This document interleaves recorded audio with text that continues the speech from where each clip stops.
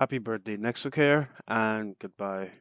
So, this is a story of how I started a digital health startup and why I call it successful and why we decided to shut down after 2 years. If you're new to the channel, welcome. My name is David. I was the founder and CEO of a Canadian digital health startup called NXoCare. We were developing an online platform to help cancer patients, their families, and their healthcare providers to access and exchange health information between themselves. After 2 years of running this company, I've decided to shut it down, and this video is going to walk you through why we decided to shut down after 2 years and also what we got out of it. And I think you'll find it useful. Okay, so I'm going to get right into it because I didn't plan to shoot this video today and I'm very tensed. The hook and intro had so much repetitions going back and watching it. So we're just going to dive right into this today. First thing I want to talk about is the importance of validation. So, when you have an idea for a startup, you should really validate the thing. I got the idea from of NexoCare from my parents. My both of them are medical doctors in Nigeria, and my mom just had this idea of, hey, David, when your dad's patients come to his clinic, they always have a hard time recounting their medical history. Could you make an app that would help them just collect doctor's notes and be able to present that and share that around? This was in June or July of 2022. And I said, yeah, sure, not too bad, not too, like, it will be difficult. I'm no software engineer, I'm a mechanical engineer, but I could probably whip something out for you. And she was like, perfect, turn that into a business. And I told a buddy of mine that ended up being my co-founder, and we worked on it for a few weeks until she sent an email to this huge company called MetStack. They're like a cloud computing compliance solution for digital health startups. And she sent an email to them saying, hey, my son has this idea for a startup and he could probably use your help. And we got on a call with one of the accounts managers there at MedStack. First time making a pitch deck, I didn't even know what a pitch deck was. We walked through the problem, solution, what we currently needed to do, and they referred us to Founders Institute. And Founders Institute was our first taste of the startup world. Now, how does this all relate to validation? At this point, we're about 3, 4 months into NexoCare, the idea for it anyways. Previously it wasn't called NexoCare, it was called Nedic, which is like medic but with an N, Nedic. And the whole point is that we had not spoken to a single patient. We had not spoken to anyone that would be a potential customer. Our idea for who a customer would be was just like anyone that manages their medical records, which isn't very precise. Getting to Founders Institute, we narrowed it down. And so we started to look at, okay, chronic disease patients, maybe immigrants into Canada that don't have access to patient portals and tools like MyCharts, TELUS Health. Maybe they would be able to use our app as well. And we kind of went the easy route. We went to Facebook groups and we just made a few posts on Facebook groups to kind of gather attention of, is this a good idea or not? We did some research into other companies that were working on things like this. Is this a good idea or not? But we hadn't spoken to a single customer.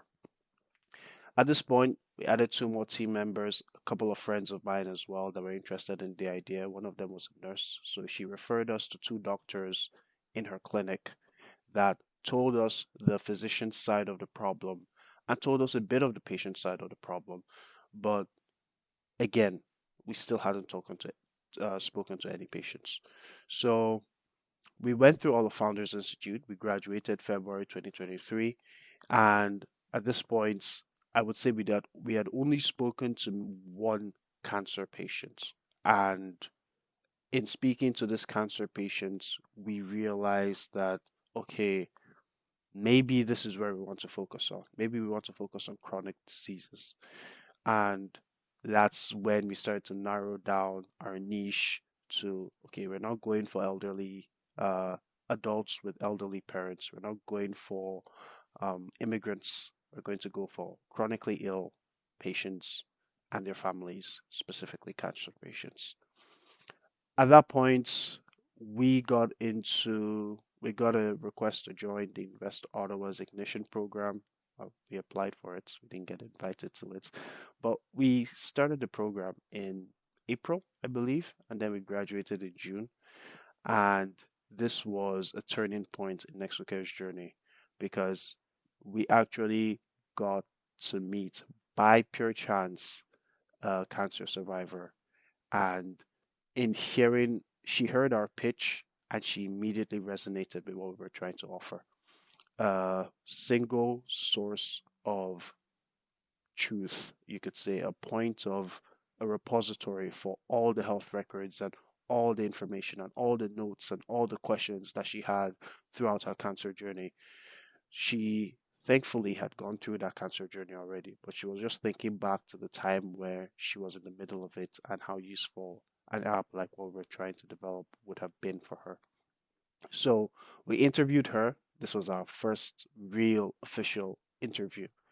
And she referred us to 7 or 8 other cancer patients and survivors who we also interviewed. And then we really started to see the problem we were trying to solve, at least for the cancer patients. Um, One thing that we severely underestimated, though, was the scope of this problem and just how many players were in this industry. Um, so this section is getting a bit long. I want to wrap it up, but we knew, we know now that the problem of health information accessibility is not a it's like there's this concept of like there's a system level problem and then there's like a node level problem, just a single point. Like you fix the point, you fix the problem. And health information accessibility in Canada, at least, is not a node level problem. You don't just fix it for one person, for one patient, and then the problem is magically solved. It's a system level problem. It's the it's a problem that it requires the EHRs, the health and emergency. Oh, gosh, I said emergency. That's electronic health record systems. It requires the electronic health record systems. It requires the hospitals. It requires the physicians. It requires the nurses. It requires the admins that are putting all this information and faxing all this information to all the other clinics. It requires the labs. It requires so many different stakeholders to work together to make this information more accessible. And it was far more than we ever could imagine. So right now, where we are, after having done all those interviews, after speaking with countless physicians, not countless, a couple of physicians, more than 10, I think, speaking with a bunch of physicians, speaking with a bunch of patients, we realized that the problem that we were trying to solve was not a node level problem. A single web application could not solve that problem, but maybe it could make the patient's lives easier. So we pushed ahead and we developed a web application to help patients effortlessly manage the information they had available to them outside of the patient portals. And we'll talk about that product development journey in the next section. Okay, so now we're going to talk about part two, product development and iteration, because these two things happen simultaneously. So, what is product development? Product development is basically the whole story of a startup. It's you're validating the problem, you're ideating some solutions, you test these solutions, and then you get the feedback and you come back and you improve the product. In summary, that's basically product development. You can sprinkle some other things in there to make it more complex if you want to, but that's what we did in NexoCare. So we started building this product even before we had interviewed patients. There are some good and some bad sides to this. Um, the bad side is that we added a bunch of things in the initial version of the product that patients didn't really care for. And the good side is when I did get to interview those 7 or 8 cancer patients in June of 2023, I was immediately able to show them the prototype of what we had built. Now, we initially built this thing out in Figma. We made a clickable prototype in Figma, and I basically spent all of my Christmas in June, in December 2022, learning how to use Figma so I could build out this clickable prototype and demoed it to all the cancer patients that we spoke to. And so we demoed that clickable prototype in Figma to all the patients, doing what you would call a usability testing session, a user testing session, getting feedback on it. And the feedback was great. They loved it. Like, I think we thought we had something here, like lightning in a bottle kind of feeling. It's like we had validation that the idea that we had and the product that we wanted to build would work for the patients. But we did have a lot of features in there that we didn't even know how we were going to build. For example, we had things about sharing records with healthcare providers.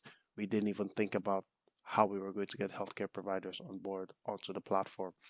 We had things about storing health information and storing records, but we were just getting the taste of the requirements around privacy and compliance and security of health information, the different laws that are around North America. So you have HIPAA, you have PHIPAA here in Canada, and PIPA, and so many other regulations that we had to that we had to think about complying with.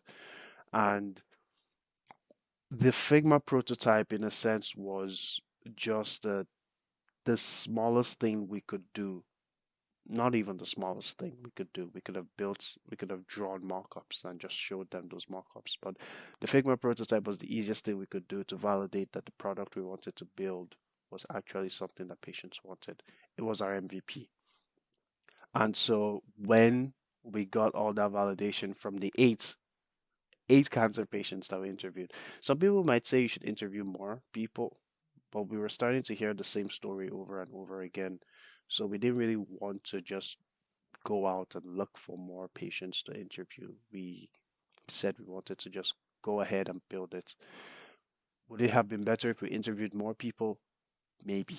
I don't know. Maybe we would have gotten a new perspective. Maybe we would have gotten the revelation sooner that solving just this one problem for the patients would not solve the problems for the healthcare providers that they're facing, and it wouldn't solve the problem for like every other stakeholder in this network.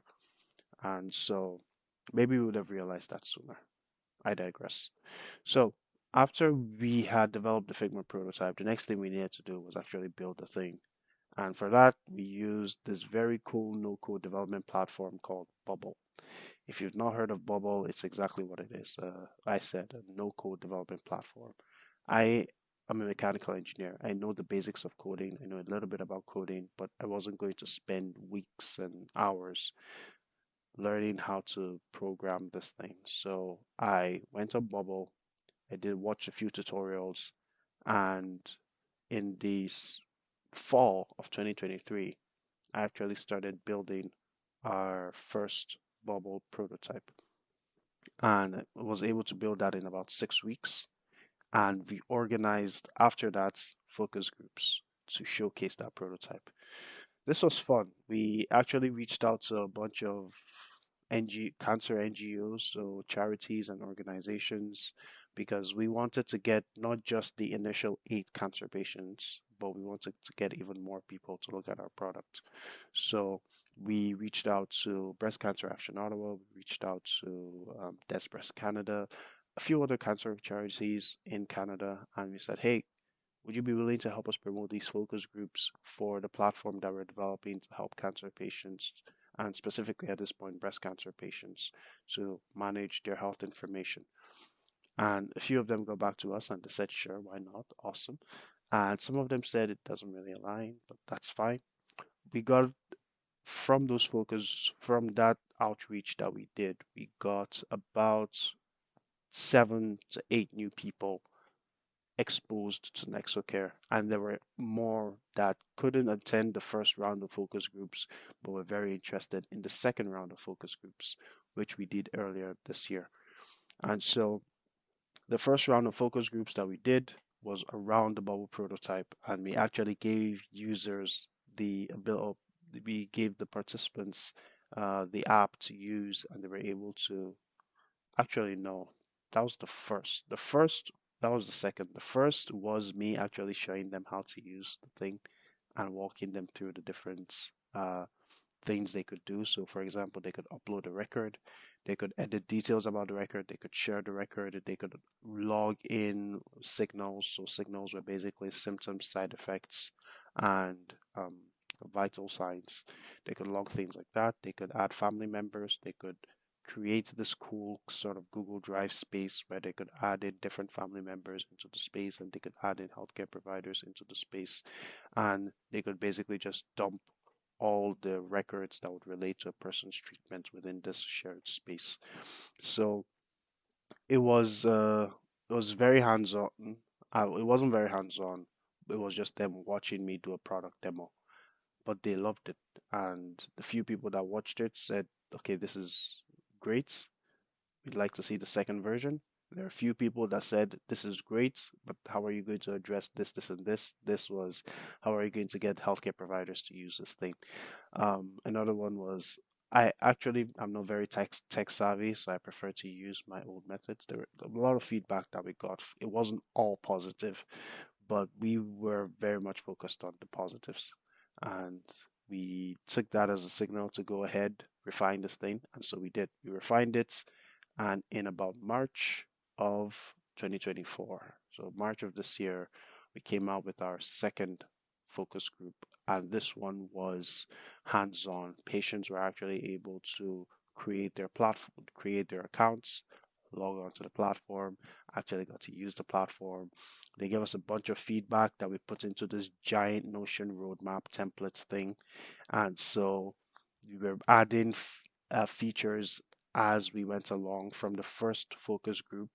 And by the second focus group, we had even more things that we started to add in to the platform.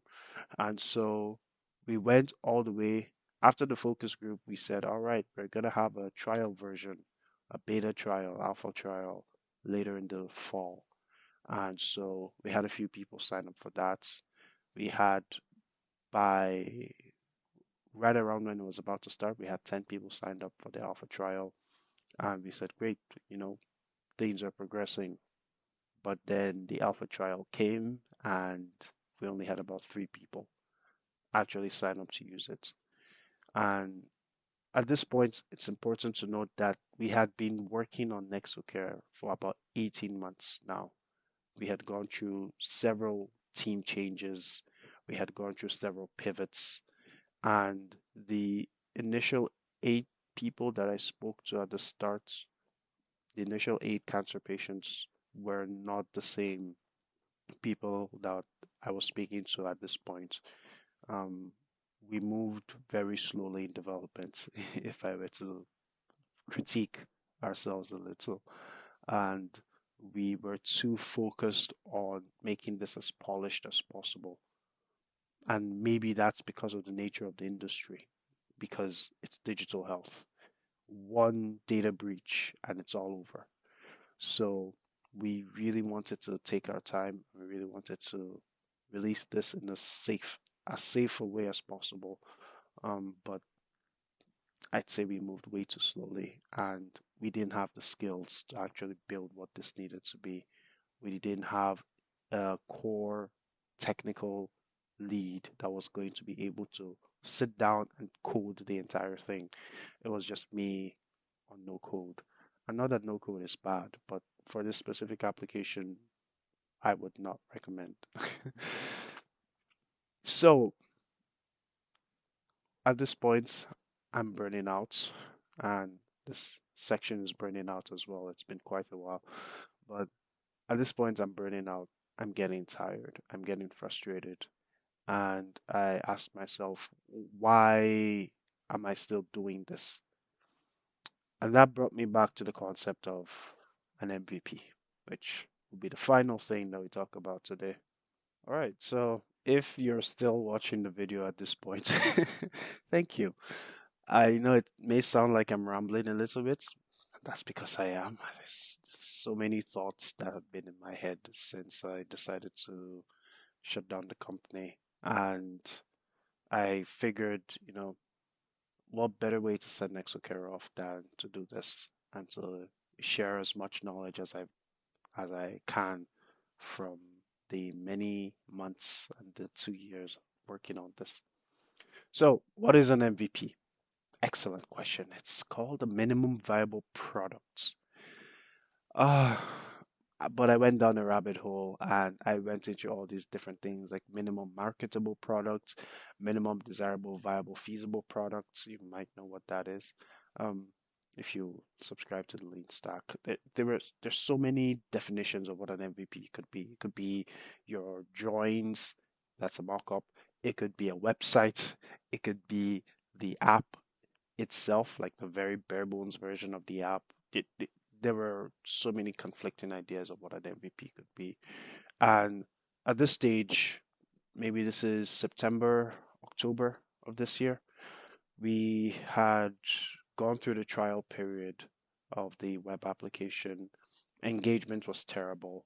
I was like, there was only one person really using the platform, and I was constantly emailing her to make sure that she was still using the platform. She hadn't really gotten around to using it because she was so busy, but um, she at least said we were better than another competitor that her family doctor was using. So that made me happy. At least from a UX perspective, we had beat these guys.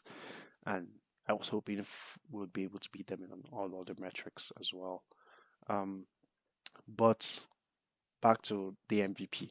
So I was starting to think that maybe this isn't actually valuable, what we had built. And if people, that's a mentor of mine told me that if someone is not going to use your stuff for free, why would they pay to use it? And it is such a brutal fact to think about that if people won't even use my web app for free, why would I charge them for it? And so I sat down. I was just thinking, I was rambling, like going through so many thoughts, and then an idea popped into my head. It's like, could this thing be cloned in Notion? Could my entire web application that I spent over a year building be cloned in Notion?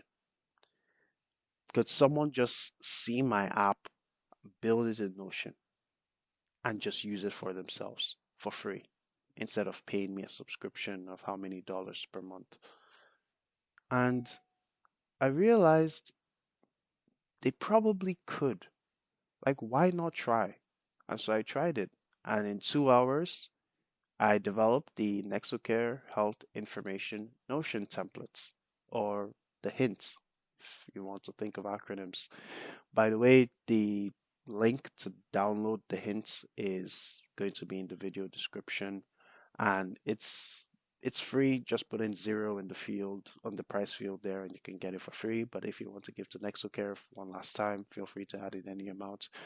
But yeah, the NexoCare Health Information Notion template currently has like 5 downloads on Gumroad, and two were actually paid. Two people, although they were people I knew, actually paid for this templates, and I whipped it up in 2 hours. I slapped it on Gumroad. I didn't do any sort of like detailing thinking. I didn't worry too much about how it was going to be. I just slapped it in there. It's like one of the worst Notion templates in terms of actual design. It doesn't have any of the fancy descriptions and logos and images, but it did the job. It had everything NexoCare web app had, and even more because Notion has Notion AI, so you can actually query the database and find information by just searching, oh, when was the last time I went to Dr. X, and show me the records for that. And it will show you. And it also has Notion Calendar, which is great because guess what? I now have Notion Calendar on my phone and I have Notion as well.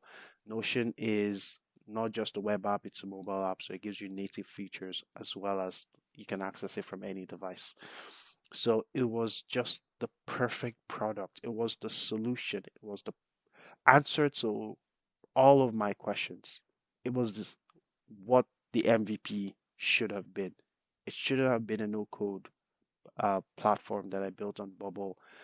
And it shouldn't even have been the Figma designs, the clickable prototypes. As great as that was, it led me down the path of actually building the product, but it didn't lead me down the path of an MVP. So I really think that the Notion templates were the true minimum viable products. And I say products because they were actually products. I could actually say they had value and they gave value to people. And I could actually offer to give people that product in exchange for some money. And so in the 2 years of NexoCare, the only revenue we made was the $37 in total sales that that little template brought into the company. It wasn't the web app, it wasn't the Figma clickable prototypes, as nice as those looked. It was this Notion template that I whipped up in 2 hours. It's kind of like the irony of business and entrepreneurship. That 80/20 rule really does apply. Like, but to wrap this all up, was it all worth it? I'd say absolutely. Yeah. NexoCare and the journey of founding a startup is one of the most challenging and the most rewarding things that you would ever do. So I don't know if you're watching this and you want to start a company, do your research first, like, but don't do it so much. Jump into it, don't overthink it, and your goal is to get from 0 to 1 as fast as possible. We took our time, and I think over time we just lost the energy. But if we moved a little bit faster, like the best days of NexoCare were the days where we were moving so fast, where we were booking meetings, we are having 2, 3 meetings every week, either with potential customers, that's people we're interviewing, either with healthcare providers, either with partners. It was just those were the best days. And then the worst days were the days where we would have gone 2, 3 weeks without really working on the company, and there was nothing to really show for the effort that we had put in. So if you're thinking of starting a company, it will test you. It will test your limits. It will test your friendships if you start a company with friends. Um, and it'll test your resolve and your grit. But if you're an entrepreneur, it's or a business person, however you want to call it, it's definitely you can't treat this for the world. And I definitely am I'm going to start another startup another day, and maybe I'm going to document that again on this YouTube channel. I'm thinking of actually documenting specific details and topics about our journey in NexoCare. So if you're interested in hearing that, you can leave a comment and let me know. Um, but yeah, 10 out of 10 would definitely recommend. You might go insane a little bit from time to time, but yeah, I'm definitely gonna keep doing this, and I appreciate you sticking around. If you've reached this point in the video, give a like and maybe subscribe and maybe leave a comment if you want to hear more about just the startup journey, or if you have any other topics or questions you want me to talk about, let me know. Until next time, y'all be safe. Have a good one.